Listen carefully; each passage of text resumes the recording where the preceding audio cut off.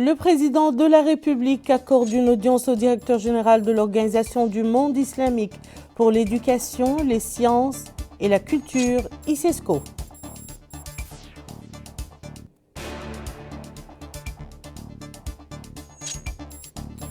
À Rosso, le rythme des préparatifs s'accélère en vue d'accueillir le président de la République qui effectuera une visite dans la wilaya du Trarza, au cours de laquelle il supervisera l'inauguration de nombreux projets de développement.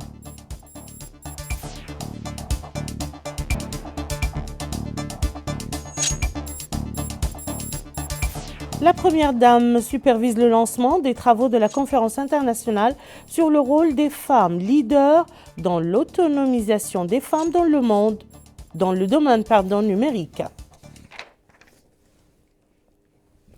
Madame, Monsieur, bonsoir et bienvenue dans le journal. Le président de la République, Monsieur Mohamed Ould Cheikh Al Ghazouani, a reçu cet après-midi au palais présidentiel à Nouakchott le directeur général de l'Organisation du monde islamique pour l'éducation, les sciences et la culture, ICESCO, Dr Salem Ibn Mohamed Al Malik, à la tête d'une délégation de l'organisation. La réunion s'est déroulée en présence du ministre chargé du cabinet du président de la République, Monsieur Mokhtar Ould Diaye, du ministre de la Culture, de la Jeunesse, des Sports et des Relations avec le Parlement, M. Ahmed Sid Ahmed Ledja, du secrétaire général de la Commission nationale pour l'éducation, la culture et la science, M. Mohamed Sidi Abdullah, du conseiller du directeur général de l'ICESCO, M. Namir Salihi, et de M. Mohamed Zain El Abidine, directeur du département culture à la même organisation. Et à sa sortie d'audience, le directeur général de l'ICESCO a déclaré qu'il fut heureux et très honoré d'être reçu par le président de la République, M. Mohamed Ould Cheikh Al Ghazouani, et de discuter de certaines questions relatives à plusieurs aspects de coopération entre l'Organisation mondiale islamique pour l'éducation, la science, la culture et la République islamique de Mauritanie. Le président m'a assuré de son grand intérêt, a-t-il précisé, pour la Mahadra et son importance dans le domaine islamique en tant que grand héritage unique à la République islamique de Mauritanie et sa préservation. À cet égard, l'ICESCO est disposé à être un partenaire de la République islamique de Mauritanie pour soutenir ce projet et cette initiative pour préserver ce patrimoine.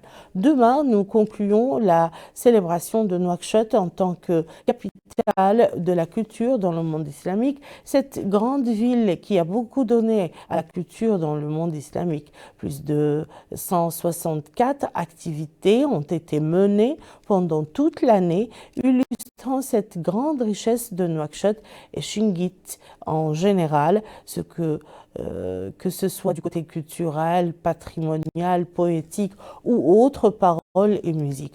Tous les domaines culturels et les arts ont eu de la chance et partagent pendant cette grande célébration qui a duré 1 an. Ce que Nouakchott a présenté cette année comme la capitale de la culture dans le monde islamique rendra difficile sa reproduction pour les prochaines capitales culturelles. Et les préparatifs s'accélèrent dans la ville de Rosso à la veille de la visite qu'effectuera le président de la République et au cours de laquelle il supervisera le lancement de plusieurs projets de développement dans la wilaya du Trarza. Une équipe du bureau de la chaîne Al Mauritania a suivi les dernières touches portées à ces préparatifs. Bokar Baylaba nous en fait un compte-rendu. Rosso s'apprête à accueillir le président de la République, M. Mohamed Ould Cheikh Al Ghazouani. La ville est en effervescence. Les portraits géants du président de la République et des banderoles louant les réalisations effectuées au Trarza sont très visibles sur les grandes artères de la ville. Les tentes ne sont pas en reste, érigées par-ci et par-là. Elles accueilleront des milliers de personnes venues de toute la wilaya du Trarza pour un accueil chaleureux et populaire au président de la République. Venus de plusieurs localités du Trarza, ils sont nombreux à saluer cette visite présidentielle qui permettra d'impulser un nouveau cadre de vie. Et ils affirment que cette visite traduit l'attention qu'accorde le président de la République à cette wilaya. Qu'ils soient jeunes ou adultes, femmes ou hommes, tous s'accordent à souhaiter la bienvenue au président de la République au Trarza. Ils espèrent que cette visite sera l'occasion d'engager d'importants projets socio-économiques au profit des populations locales. Donc l'arrivée du président, franchement, c'est un plaisir pour moi en tant que jeune, parce que surtout ici à Rosso, nous avons un problème majeur. Et notre problème majeur, c'était quoi? C'était l'eau. L'eau était polluée, mais ce temps-ci, on voit qu'il y a eu des changements. Et ça, on le dit, alhamdoulilah, et on veut que ça s'améliore encore. Peut-être qu'avec l'arrivée du président, nous sommes jeunes, il va nous recevoir. On va parler de nos doléances et alhamdoulilah, on le souhaite le bienvenu et il sera le bienvenu parce qu'on va l'accueillir avec bras ouverts, Inch'Allah. Actuellement, on est à Rosso pour la 6e édition du festival. Donc, on souhaite à son Excellence le Président de la République, M. Mohamed Cheikhul Ghazouani, la bienvenue à Rosso pour l'inauguration de la SN2 et les travaux qui ont été menés à Rosso. La wilaya du Trarza s'étend sur une superficie de 67 000 km².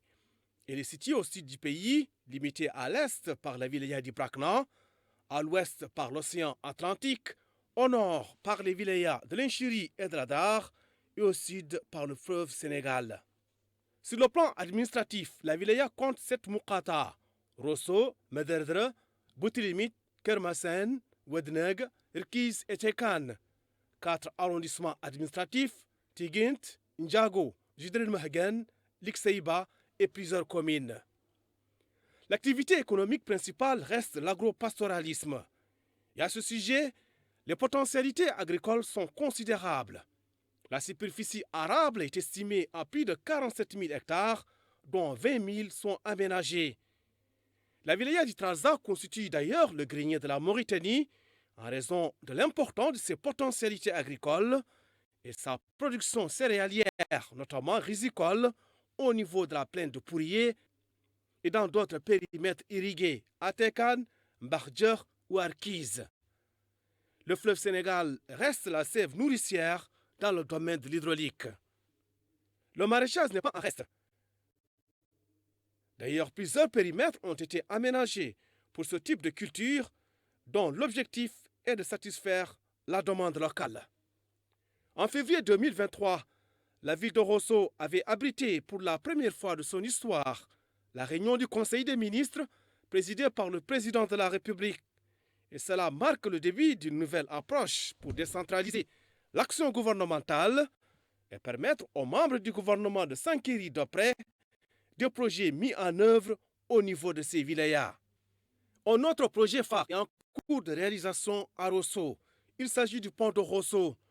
Cet important ouvrage dont la pose de la première pierre a été effectué par le président de la République, M. Mohamed Cheikhul Ghazouani, et son homologue sénégalais, M. Macky Sall, permettra de renforcer le transport et les échanges commerciaux entre les deux pays frères et favoriser l'intégration régionale.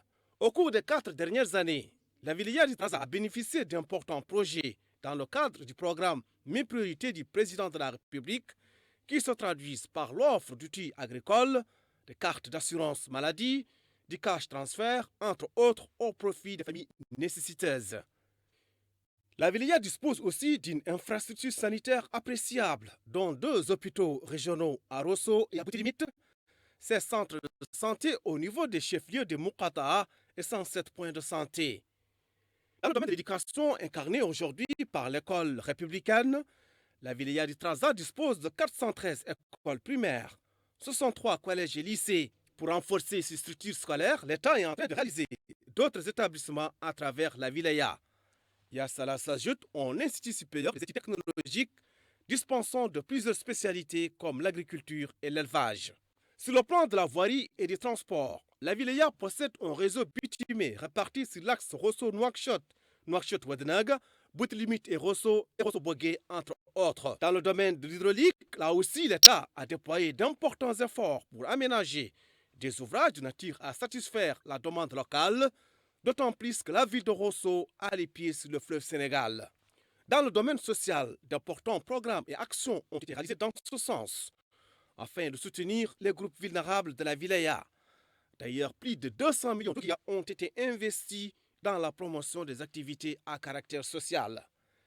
La wilaya du Trarza a en outre bénéficié d'importants programmes comme la construction de logements sociaux initiés par Tazour et d'aide de denrées alimentaires déployés par le commissariat à la sécurité alimentaire au profit des familles démunies de toute la wilaya de Trarza. Supervisant ce matin à l'ancien palais des congrès de Nouakchott l'ouverture des travaux de la conférence internationale sur le rôle des femmes leaders dans l'autonomisation des femmes dans le domaine numérique, organisée par l'Organisation islamique pour l'éducation, la science et la culture ICESCO. La première dame, Dr Mariam Fadel Dah, a prononcé un important discours dans lequel elle a souhaité voir cette conférence constituer une opportunité de partage des opinions, des idées et des expériences pour entrevoir une approche globale qui garantit l'égalité des chances pour un accès plus juste et plus équitable des femmes au monde du numérique. Maïmouna Lo nous en fait la synthèse. La première dame, Dr Mariam Fadel Dah, souligne son espoir que cette conférence constituera une opportunité de débattre, d'échanger des idées et de partager des expériences afin de parvenir à un développement global dans lequel les opportunités sont égales et la justice et l'équité sont réalisées, étant donné que cela est au cœur des préoccupations de nos sociétés et représente l'un des défis les plus importants auxquels sont confrontés les projets de développement, les programmes de réforme et d'intégration sociale. La première dame a souligné que cette conférence arrive à son terme un jour avant la conclusion d'une année culturelle riche en travaux culturels dans divers domaines au cours de laquelle Nouakchott a été la capitale de la culture dans le monde islamique, ajoutant que les activités de cette importante conférence font partie des efforts régionaux concertés et des efforts internationaux successifs pour valoriser et défendre l'orientation stratégique visant à faire progresser le rôle des femmes et à les autonomiser en renforçant leur position et leur leadership dans les domaines de la numérisation, des technologies de l'information, des industries numériques, de l'innovation et communication, et mettre à profit leurs contributions dans les domaines de la technologie. Elle a expliqué que les étapes nécessaires au développement des sociétés islamiques dépendent de la capacité des femmes de notre monde islamique à participer efficacement à divers domaines de la vie, notant à cet égard que notre religion a donné aux femmes une position respectable, pouvoir et le droit de participer efficacement à divers aspects de l'activité humaine. L'héritage islamique regorge de preuves de la contribution des femmes dans ce domaine et des rôles historiques qu'elles ont joués qui ont démontré leur éligibilité, leur intelligence et leur capacité dans les domaines de l'éducation, de la science et de la culture. Elle a souligné que les hommes et les femmes sont partenaires dans la construction de la société et son avenir. Par conséquent, aucune société n'a aucun moyen de progresser, de se développer ou de croître sans que les femmes n'aient des opportunités d'avancement et d'autonomisation. La première dame a conclu que cette conférence constitue une étape importante dans le domaine de l'autonomisation des femmes en général dans divers aspects de la vie et de leur autonomisation en particulier dans le domaine de la numérisation et de l'innovation, ce qui conduira à un développement humain, durable, équilibré et libre de toute forme de discrimination et d'exclusion, soulignant que l'autonomisation des femmes dans nos sociétés devrait occuper une position de leader dans toute vision stratégique visant à réaliser la renaissance souhaitée.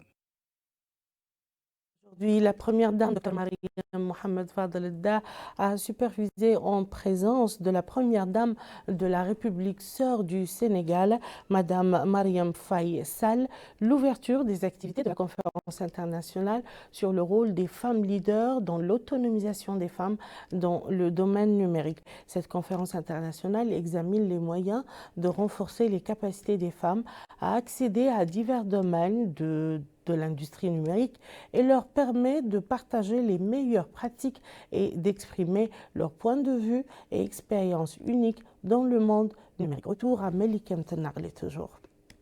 C'est sous le haut patronage de la première dame, Dr Mariam Mohamed Fadel Dah, que se tient cette conférence internationale sur le rôle des femmes leaders dans l'autonomisation des femmes dans le domaine numérique. Cette rencontre de haut niveau s'inscrit dans le cadre des célébrations de Nouakchott, capitale de la culture dans le monde islamique.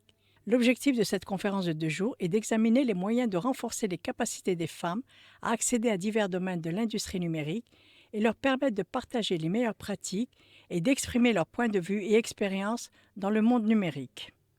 Le ministre de la Transformation numérique, de l'Innovation et de la Modernisation de l'Administration, M. Mohamed Abdallah Elouli, indique que la technologie et l'innovation sont désormais des piliers clés du développement des nations et des peuples. Cette transformation ne peut être directe ni équitable sans une inclusion complète honorant le rôle leadership des femmes.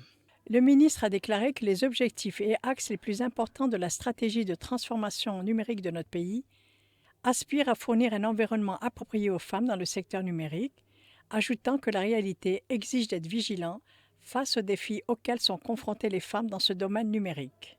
Une optimisation qui lui permet d'exceller dans le domaine numérique et des technologies de la communication. Quant à la ministre de l'Action sociale, de l'Enfance et de la Famille, Mme Safia Ntaher, elle a indiqué que le gouvernement œuvre à créer un bien-être commun pour les femmes mauritaniennes en réduisant les disparités fondées sur le genre afin de les inclure dans diverses décisions.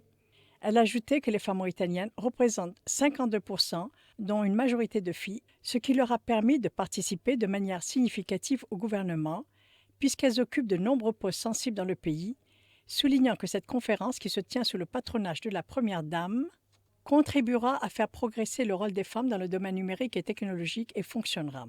Le secteur du travail social est en mesure d'atteindre ses objectifs en raison de son rôle majeur dans l'avancement du rôle de la femme mauritanienne. Elle rappelle à cet effet que près de 11 000 petits et moyens projets ont été financés en faveur des femmes productrices, dont des femmes handicapées, des mères chefs de famille et la formation de plus de 5 000 filles. Pour renforcer les structures institutionnelles, le gouvernement, dit-elle, a mis en place l'Observatoire national des droits des femmes et des filles, ainsi qu'une chaîne de télévision consacrée à la femme, à la famille et à l'enfant. Le directeur général de l'ISESCO et secrétaire général de la Fédération des universités du monde islamique, Dr Salem Ben Mohamed El Malik, souligne que l'acte d'autonomisation est un acte qui anticipe l'avenir et qui doit être noble dans la détection des besoins, conscient des priorités, internaliser les risques et absorber les développements, et que la transformation numérique est devenue une clé incontournable, dont toutes les femmes leaders doivent être armées. Il a souligné que les femmes du monde entier ont réussi à accroître l'utilisation du numérique dans l'entrepreneuriat, ce qui garantit l'exploration de nouveaux horizons pour les entreprises émergentes et que les femmes sont confrontées à de nombreux défis liés à leur autonomisation dans le domaine numérique, dont le plus important, souligne-t-il, est l'innovation, la capacité à développer de nouvelles idées et de nouveaux projets avec une connaissance de leurs besoins. Quant à la présidente du conseil régional de la région de Nouakchott, Mme Fatimatoum Abdelmalik, elle a indiqué que cette conférence s'inscrit dans le contexte général de la politique du gouvernement mauritanien et est confrontée à ses aspirations visant à autonomiser les femmes en favorisant leur accès à l'emploi. Dans l'économie numérique, compte tenu des opportunités d'emploi qu'offre ce domaine, les marchés du travail traditionnels pourraient ne pas les offrir. Elle a ajouté que la région de Nouakchott a prévu un espace dans son plan de développement régional pour numériser l'administration afin d'accélérer les services et d'en accroître la qualité, tout en créant un climat favorable pour encourager les compétences, développer l'esprit d'innovation et aiguiser la créativité afin de créer une génération numérique capable de s'adapter aux exigences de son temps. Elle a indiqué que la région de Nouakchott a réalisé d'importantes interventions dans ce domaine, notamment le projet African Smart Cities Network qui vise à accompagner la transition numérique des collectivités locales africaines à créer un réseau de 10 villes africaines, dont la ville de Nouakchott. La cérémonie a commencé par la projection d'un film sur la réalisation des années passées en matière de numérisation et de modernisation de l'administration et s'est conclue par une visite des premières dames mauritaniennes et sénégalaises et de leur délégation à l'exposition, offrant l'occasion de découvrir les offres de certaines entreprises de communication, les dernières nouveautés des smartphones, ainsi que des services numériques au bénéfice des citoyens et des dernières technologies.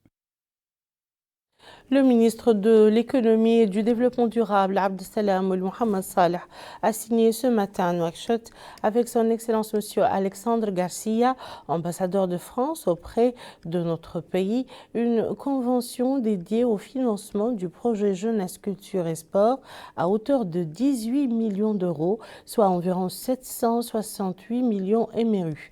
Le projet vise à améliorer les conditions de vie des personnes vivant dans les quartiers fragiles à travers la réhabilitation, l'extension et l'équipement des socio-culturels urbains gratuits et ouverts à tous pour les jeunes et la mise à disposition de leurs équipements. Le point avec Memounello. 8 millions MRU est le montant de la convention signée aujourd'hui entre le ministère de l'économie et du développement durable et l'Agence française de développement. L'objectif global de la dite convention est d'asseoir les bases d'un développement socio-économique durable. Cet accord est signé par le ministre de tutelle, Abdeslam Mohamed Saleh, qui souligne que notre jeunesse fait face à des défis liés principalement à l'éducation, à la formation, à l'intégration sociale. Par conséquent, la jeunesse occupe une place de choix dans les priorités du président de la République, M. Mohamed Ould Cheikh Ghazouani, que des ressources importantes ont été mobilisées pour financer de nombreux projets au bénéfice des jeunes dans des domaines de la formation professionnelle, de l'emploi ainsi que la construction d'infrastructures diverses, d'installations sportives et culturelles. Il poursuit que ce projet constitue une étape cruciale sur le chemin d'initiatives majeures visant à intégrer la jeunesse et à améliorer ses conditions à l'échelle nationale, dans le cadre de la politique définie par le président de la République, M. Mohamed Ould Cheikh Ghazouani, et que le gouvernement s'emploie activement à mettre en œuvre cette politique en établissant des projets structurels et des services sur l'ensemble du territoire national et dans divers domaines. Dans son discours, l'ambassadeur de France, Alexandre Garcia, indique que la culture est un vecteur de création d'emplois. Au-delà de ces objectifs sociaux et même sociétaux d'une importance capitale, nous devons toujours garder à l'esprit que la culture, comme le sport, sont également des secteurs économiques à part entière, particulièrement créateurs d'emplois. Il serait fastidieux, mesdames et messieurs, de décrire tout ce que ce projet ambitionne de construire avec vous.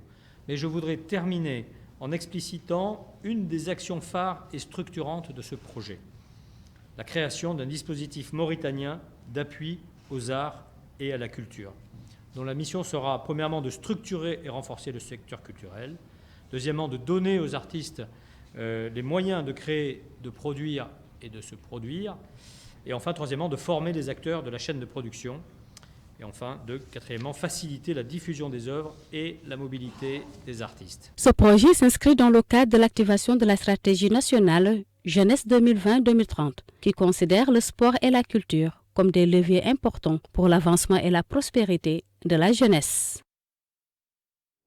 Le ministre de l'Éducation nationale, de la réforme du système éducatif, M. Mokhtar Ould Dahi, et son homologue de l'économie et du développement durable, respectivement M. Abdeslam ou Mohamed Salah, ont assisté à la cérémonie de levée du drapeau national à l'école Souleymane Baal avant de superviser la présentation d'un cours destiné aux élèves de 6e année de l'enseignement fondamental sur l'importance du recensement national de la population et de l'habitat et son rôle dans l'amélioration des conditions économiques, sociales et de développement du pays. Ces cours, organisés dans toutes les écoles du pays, interviennent dans le cadre de la journée pédagogique consacrée au recensement qui débutera le 25 janvier prochain. Petit à petit, les pratiques de l'école républicaine s'ancrent dans les esprits de nos petits écoliers. Ici, à l'école Tcherno Cheikh Souleymane Baal de Sebkha, le ministre de l'Éducation nationale et de la réforme système éducatif, en compagnie de son homologue de l'économie et du développement durable, a assisté à la levée des drapeaux. Après une séance devenue une obligation à laquelle les écoliers sont soumis chaque jour, c'est la rentrée en classe pour les élèves et le début des cours.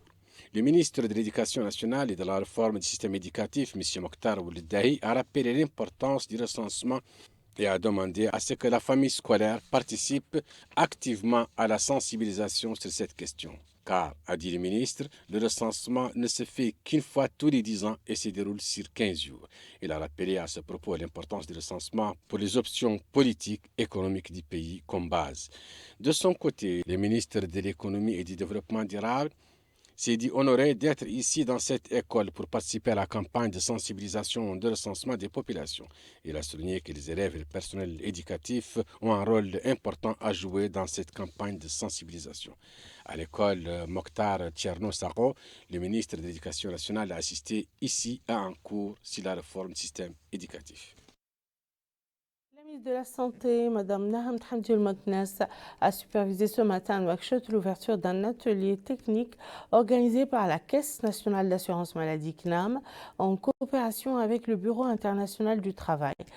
L'atelier d'une journée vise à moderniser le système de la CNAM en rénovant le centre de base de données et en repensant les applications pratiques sur lesquelles il repose afin de trouver les moyens les plus efficaces pour garantir la fourniture d'une assurance maladie qui répond aux attentes des citoyens.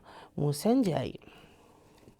Moderniser le système de la Caisse nationale d'assurance maladie en Mauritanie CNAM en rénovant le centre de base de données tout en prenant en compte les applications pratiques sur lesquelles se repose le système de la CNAM, c'est l'un des objectifs parmi d'autres de cet atelier d'une journée en Nouakchott. Dans son discours d'ouverture des travaux de cet atelier, Mme Naha Mintmouknas, ministre de la Santé, a mis en exergue l'intérêt qu'accorde le gouvernement, sur instruction du président de la République, son Excellence M. Mohamed Ould Cheikh Al-Ghazouani, au secteur de la santé. Elle a précisé que sa présence à cet atelier confirme les orientations des hautes autorités du pays pour la modernisation du système d'information du département de la santé et ses structures.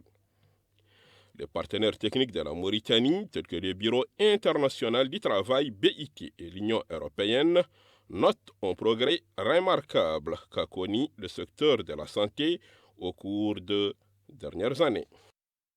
Les processus d'extension et d'amélioration de la couverture maladie en Mauritanie a connu une évolution qualitative ces dernières années, aussi bien en termes de renforcement des cadres juridiques que dans le domaine institutionnel. Cette évolution, marquée par la création successive d'institutions pour répondre aux besoins de protection sociale, est passée par les étapes suivantes. La Caisse des retraites des fonctionnaires en 1961, la Caisse nationale de sécurité sociale, CNSS, en 1967, qui est également présente dans cette salle, la Caisse nationale d'assurance maladie en 2007, la Délégation générale de la solidarité nationale à la lutte contre l'exclusion, TASOUR, en 2019, les conseils régionaux, la Caisse nationale de solidarité en santé, CNAS, en 2023. Toutes ces institutions contribuent substantiellement à l'effort d'extension de la protection sociale des Mauritaniens. Organisé par la Caisse nationale d'assurance maladie en Mauritanie, en collaboration avec le Bureau international du travail BIT. Les recommandations et orientations de cet atelier vont sans nul doute aboutir à la mise en place d'un système national intégré capable de répondre aux besoins des citoyens. Des membres du gouvernement ont commenté hier après-midi les résultats des travaux du Conseil des ministres tenus un peu plus tôt dans la matinée. Il s'agit des ministres du pétrole, de l'énergie et des mines, porte-parole du gouvernement, M. Nani Ould Chrouqa, de l'économie et du développement durable, M. Abdesselam Ould Mohamed Saleh, du commerce, de l'industrie, de l'artisanat et du tourisme, M. Morab Ould Bannahi, de la culture, de la jeunesse, des sports et des relations avec le Parlement, M. Ahmed Ould Sid Ahmed Ould Lidja, et du commissaire aux droits de l'homme, à l'action humanitaire et aux relations avec la société civile, M. Cheikh Ahmedou Ould Ahmed Salam Ould Sidi. Bokar Baylava. Face à la presse, le ministre de l'économie et du développement durable, Abdesselam Ould Mohamed Salah, a déclaré que les deux conventions de prêt signées avec la Banque islamique de développement concernent le financement d'établissements d'enseignement supérieur et s'inscrivent dans le cadre des orientations du président de la République dans le domaine de l'appui à la décentralisation de l'enseignement supérieur au niveau national. La première composante du premier projet concerne la création d'une école nationale de médecine vétérinaire à Néma, comprenant diverses spécialités en la matière, et la mise en place d'une école supérieure d'agronomie à Kaïdi, composée de 6 départements, tout entièrement équipés. La seconde composante concerne le développement des capacités institutionnelles dans le domaine des technologies, la formation et le renforcement des capacités des personnels et l'amélioration des programmes d'enseignement. Et au sujet de la convention signée avec le Fonds africain de développement, le ministre a souligné que ce projet ambitionne l'appui à la gouvernance des institutions publiques, en particulier le ministère des Finances, afin d'assurer une meilleure gestion des finances publiques et d'en prévenir les risques. De son côté, le ministre du Commerce, de l'Industrie, de l'Artisanat et du Tourisme, Lemramoudou Benaï, a indiqué que le décret portant sur le statut particulier des corps du contrôle économique et les missions dévolues à la filière du contrôle économique et les dispositions générales concernent cette filière. Et il a précisé que ces missions concernent principalement la réglementation d'une concurrence saine, l'encadrement des acteurs économiques, la protection des intérêts du consommateur au plan économique. Pour sa part, le ministre de la Culture, de la Jeunesse et des Sports et des Relations avec le Parlement, Ahmed Dje, a indiqué que l'objectif des modifications apportées à la loi portant sur la communication audiovisuelle est d'améliorer l'état de celle-ci afin d'y atteindre les normes internationales, surtout dans ses aspects relatifs aux exigences technologiques, sociales et humaines, compte tenu des avancées technologiques d'une part et des conventions ratifiées par notre pays d'autre part. Et il a par la suite passé en revue les insuffisances constatées dans la loi initiale et les améliorations apportées par le projet de loi, lesquelles concernent 29 articles de la dite loi. Le commissaire aux droits de l'homme, à l'action humanitaire et aux relations avec la société civile, Cheikh Ahmedou Ahmed Salem Sidi, a quant à lui indiqué que le Conseil des ministres a adopté la stratégie nationale de promotion des organisations non gouvernementales et des organisations associatives opérant dans le domaine du développement. Et il a précisé que la dite stratégie a été conçue par le commissariat suivant une approche participative englobant les différents acteurs de la société civile, des départements ministériels et des partenaires ayant abouti à une vision claire des différents défis impactant le développement de la société civile. Et dans son intervention, le ministre du Pétrole, des Mines et de l'Énergie, porte-parole du gouvernement, Nani Wouldchouka, a souligné les efforts déployés par notre pays dans le domaine de la contribution à la stabilité, la paix et le développement dans la région sahélienne. Il a aussi souligné la détermination de notre pays à diversifier son mix énergétique constitué des énergies fossiles et une part grandissante des énergies renouvelables. La ministre secrétaire générale du gouvernement, Mme Aïssata Ba Yahya, a supervisé aujourd'hui à Nouakchott en compagnie du président de l'Autorité nationale des documents et archives du Sultanat d'Oman, Hamad Ben Mohamed Doyani, le lancement du projet de coopération mauritano-omanaise dans le domaine de la documentation. Le point avec Yad Alifal. Une pierre de plus dans le pont des relations entre notre pays et le Sultanat d'Oman.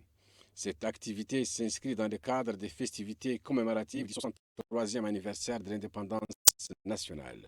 La secrétaire générale du gouvernement, Mme Aïssata Yayaba, a coupé le ruban symbolique pour annoncer l'entrée en possession par le secrétariat général du gouvernement de la logistique offerte par le pays frère et qui concerne l'entretien et la conservation des documents d'état civil. L'occasion pour les représentants permanents des documents nationaux de dire que ce projet est le fruit de la coopération entre les deux organes d'état civil signés le mois de mars 2021. Il a souligné que 21 techniciens mauritaniens ont profité d'une formation dans ce cadre dans différents domaines, supervisés par des spécialistes omanais. L'importance des relations entre notre pays et le Sultanat d'Oman ont été évoquées par le président de l'Autorité nationale des documents et archives du Sultanat d'Oman, qui a rappelé l'importance et la solidité des relations entre les deux pays frères. Il a souligné que la coopération entre les deux pays touche divers domaines. Il est revenu sur l'importance du projet inauguré. La secrétaire générale du gouvernement et la délégation d'accompagnement ont visité l'agence mauritanienne et ont entendu des explications sur le fonctionnement et l'organisation de celle-ci. Les parlementaires mauritaniens et européens ont affirmé leur volonté de renforcer leurs relations de coopération à l'issue de leur 12e réunion tenue hier à Nouakchott. Les délégations mauritaniennes et européennes se sont félicitées de la relance du groupe de contact parlementaire permanent en tant qu'organe central de coopération entre parlementaires et se sont engagées à poursuivre leurs échanges de manière continue et régulière. Le communiqué final publié à l'issue de la réunion des deux parties s'est félicité des progrès tangibles réalisés par la Mauritanie dans le domaine des droits de l'homme au cours des dernières années, en particulier les efforts visant à éradiquer l'esclavage. La déclaration a souligné la nécessité d'accompagner la Mauritanie en soutenant le système éducatif et en activant le marché du travail formel, ainsi qu'en renforçant les mesures prises pour lutter contre la pauvreté. Dans ce communiqué, les deux délégations ont exprimé leurs appréciations du dialogue politique en Mauritanie, qui inclut l'opposition politique, et ont réitéré leur confiance dans la promotion et l'inclusion des Mauritaniens dans la vie politique, sociale et économique du pays. Sur le plan international, la partie mauritanienne a appelé l'Union européenne, en particulier le Parlement européen, à intervenir auprès de la communauté internationale pour parvenir à un cessez-le-feu permanent à Gaza afin de mettre fin aux souffrances de la population civile palestinienne. L'Assemblée nationale a annoncé aujourd'hui, à l'issue d'une réunion tenue en présence du deuxième vice-président de l'Assemblée, le député Mohamed Mahfouz Mbal, et de l'ambassadeur du Japon accrédité dans notre pays, la formation d'un groupe d'amitié parlementaire mauritano-japonaise présidé par le député Yacoub Loumain. Au cours de la réunion, les deux parties ont souligné que le groupe vise à consolider et à développer les relations entre les deux pays pour servir les intérêts des deux peuples.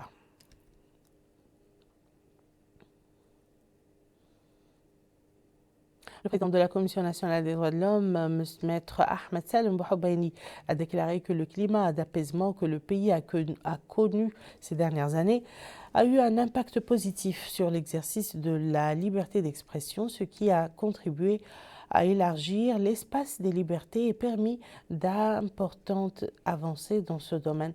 Le président de la CNDH a fait cette déclaration lors d'un dîner offert hier soir à Nouakchott en honneur d'une délégation du Parlement européen en visite actuellement en Mauritanie, conduite par M.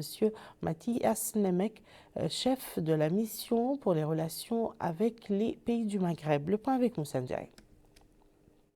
En visite en Mauritanie pour échange et partage d'expériences et d'informations dans le domaine des droits de l'homme, tout en évaluant les progrès qu'a connus la Mauritanie dans ce domaine et les dispositions à prendre pour plus de sanctions contre ce qui porte atteinte au respect de la dignité humaine, la délégation du Parlement européen était à l'honneur hier mercredi 20 décembre 2023 face aux principaux responsables de la Commission nationale des droits de l'homme en Mauritanie. Dans son intervention, Maître Ahmed Salem Bouhoubain, président de la Commission nationale des droits de l'homme en Mauritanie, a dit « Le climat d'apaisement que connaît la Mauritanie ou qu'elle a connu ces dernières années a eu un impact positif sur l'exercice de la liberté d'expression. La stabilité de la Mauritanie, a précisé le président de la Commission nationale des droits de l'homme en Mauritanie, a contribué à élargir l'espace de liberté et à enregistrer d'importantes avancées dans ce domaine. De son côté, le chef de la mission de l'Union européenne en Mauritanie, son Excellence M. Guillaume Jones, a évoqué dans son intervention les résultats positifs que l'Union européenne a enregistrés avec la Commission nationale des droits de l'homme dans différents domaines de leur partenariat. En prenant en référence quelques données techniques, le partenariat entre la Commission nationale des droits de l'homme en Mauritanie et l'Union européenne se développe davantage pour la promotion et la protection des droits de l'homme en Mauritanie. L'Ordre national des avocats et l'Institut international des droits de l'homme et de la paix et leurs partenaires ont organisé jeudi à Nouakchott la 10e session du concours international de plaidoirie dans le domaine des droits de l'homme en Mauritanie. Des avocats de Mauritanie, de Tunisie, de l'Algérie, du Bénin, de la France et du Tchad ont participé à cette édition, présentant des plaidoiries centrées sur les droits de l'homme devant le jury du concours. Yadali Fala. L'édition des plaidoiries pour les droits de l'homme qui se tient dans notre pays est l'occasion de montrer l'importance de la justice dans un état de droit et la protection de ses droits. Des avocats du Tchad, du Bénin, d'Algérie, de Tunisie, de France et de notre pays participent à ce concours annuel. Le secrétaire général du ministère de la Justice a, dans un mot prononcé à cette occasion, souligné le rôle de la justice dans l'ancrage des droits de l'homme et rappelé les différentes réformes qu'a connues notre justice pour son perfectionnement et son rapprochement des citoyens. Il est revenu sur les différentes structures mises en place à cet effet. Le secrétaire général a souligné que les charges des justiciables parmi les franges les plus démunies sont totalement prises en charge par l'État. Il a souhaité que tous les segments de la justice participent à la sensibilisation sur les différentes formes de la justice. Le concours est organisé par le ministère de la Justice en collaboration avec l'Ordre national des avocats et l'Institut international pour la paix. Un atelier technique sur les mécanismes de protection des enfants en conflit avec la loi a débuté ce matin à Nouakchott-Ouest, organisé par le ministère de la Justice en coopération avec la Direction de la protection judiciaire de l'enfance et l'Association mauritanienne pour la santé maternelle et infantile. L'atelier d'une journée comprendra d'importantes présentations d'experts nationaux dans le domaine de la justice pour mineurs. Moussa Ndiaye. Le ministère de la Justice et la Direction de la protection judiciaire de l'enfance se sont concertés avec l'Association mauritanienne pour la santé maternelle et infantile pour trouver ensemble toutes les techniques sur les mécanismes de protection des enfants en conflit avec la loi. Dans une allocution qu'il a prononcée à cette occasion, le secrétaire général du ministère de la Justice, M. Mohamed Oulahmed Aïda, a souligné l'intérêt qu'accorde le président de la République, son Excellence M. Mohamed Ould Cheikh Al Ghazouani, aux personnes et groupes vulnérables, en particulier les enfants en conflit avec la loi. Il a ajouté que les orientations ont été données pour assurer une protection aux enfants en conflit avec la loi, tout en garantissant leur prise en charge pour mieux améliorer leurs conditions. Quant au directeur de la protection judiciaire de l'enfance, M. Mohamed Sid Ahmed Al-Qarawi, a dit que son administration ne ménagera aucun effort pour mettre en œuvre les recommandations de cet atelier qui, précise-t-il, ont pour objectif la prise en charge des enfants en conflit avec la loi. Quant à Mme Zainabou Bint Taleb Moussa, présidente de l'Association mauritanienne pour la santé maternelle et infantile, a dit que les recommandations de cet atelier vont sans nul doute améliorer les outils nécessaires pour la protection des enfants et l'évaluation de leurs conditions. Aussi, la création d'une coalition nationale pour suivi et orientation.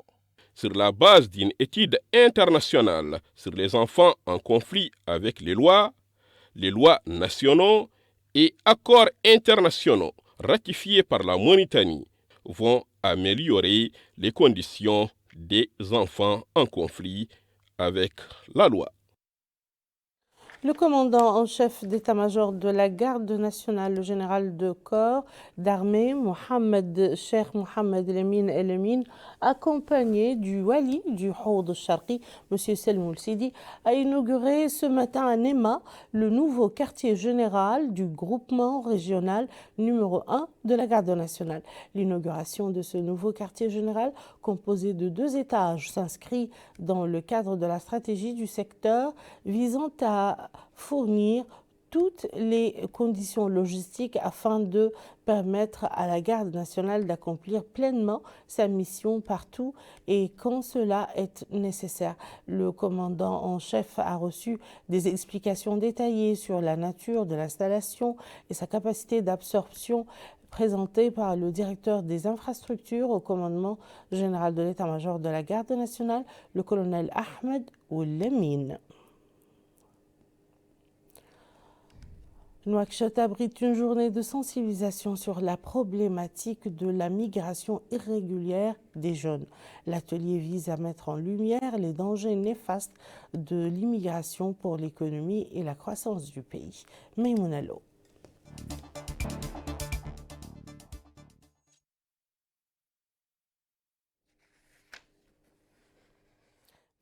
Effectivement, cet élément n'est pas prêt. Nous allons donc passer au rappel des titres. Le président de la République accorde une audience au directeur général de l'Organisation du monde islamique pour l'éducation, les sciences et la culture ICESCO.